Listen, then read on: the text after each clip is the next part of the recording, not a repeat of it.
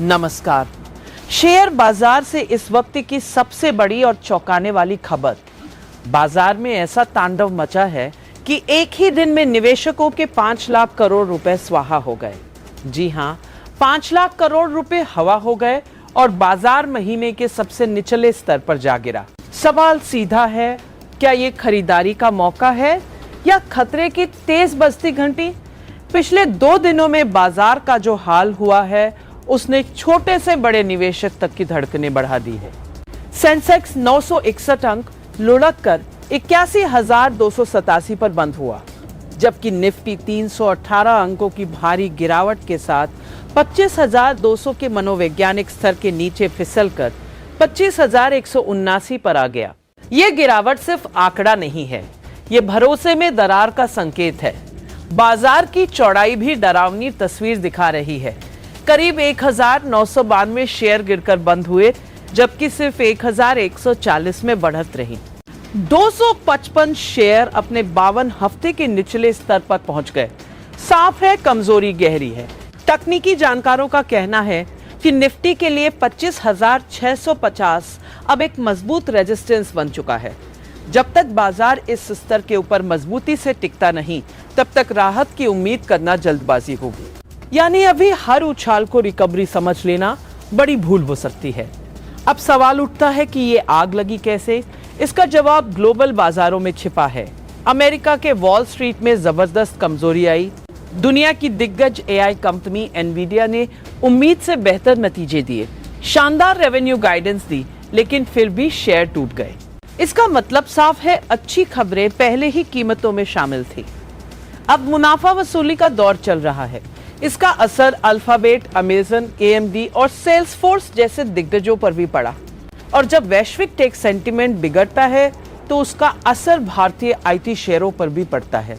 यही वजह है कि इन्फोसिस और टीसीएस जैसी कंपनियां भी लाल निशान में बंद हुई। लेकिन असली दबाव आया विदेशी निवेशकों की भारी बिकवाली से। हाल ही में एफआईआई ने करीब 3,466 करोड़ रुपए निकाले, जबकि घरेलू निवेशकों की 532 करोड़ रुपए की खरीदारी इस बिकवाली के सामने बेहद छोटी साबित हुई। विदेशी पैसा निकलता है तो रुपए पर दबाव बढ़ता है। रुपए डॉलर के मुकाबले करीब 90.97 के आसपास बंद हुआ। ये सिर्फ एक आंकड़ा नहीं, बल्कि ये संकेत है कि बाहर का पैसा तेजी से निकल रहा है। ऊपर से भू राजनीतिक तनाव में आग में घी डाल दिया है। अमेरिका और ईरान के बीच बढ़ती तल्खी, सख्त बयानबाजी और अनिश्चितता ने बाजार के मूड को और बिगाड़ दिया है। जब दुनिया में अस्थिरता बढ़ती है तो निवेशक जोखिम से दूरी बनाने लगते हैं। इसका असर ऑटो, फाइनेंशियल, रियल्टी जैसे संवेदनशील सेक्टरों में साफ दिख रहा। अब सबसे बड़ा सवाल, निवेशक क्या करें? सबसे पहली बात, गिरते बाजार को देखकर सस्ते का लालच मत पालिए। कोई शेयर आधा गिर गया है तो जरूरी नहीं कि वे अब और नहीं गिरेगा। दूसरी बात, इस समय फ्यूचर्स एंड ऑप्शंस में बड़ी पोजीशन लेना बेहद खतरनाक हो सकता है। यह समय रोमांच दिखाने का नहीं, पूंजी बचाने का है।